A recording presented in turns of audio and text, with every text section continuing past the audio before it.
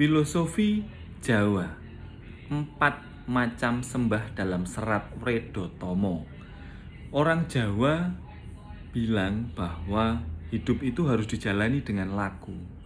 Ada yang disebut sembah rogo, bukan sekedar ibadah dengan tubuh, tetapi latihan supaya tubuh mau diatur.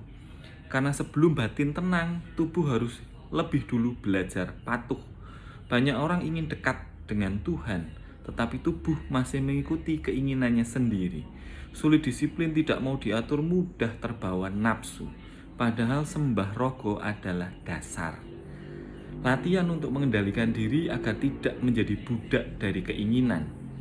Karena saat tubuh sudah mulai patuh, jalan menuju ketenangan mulai terbuka.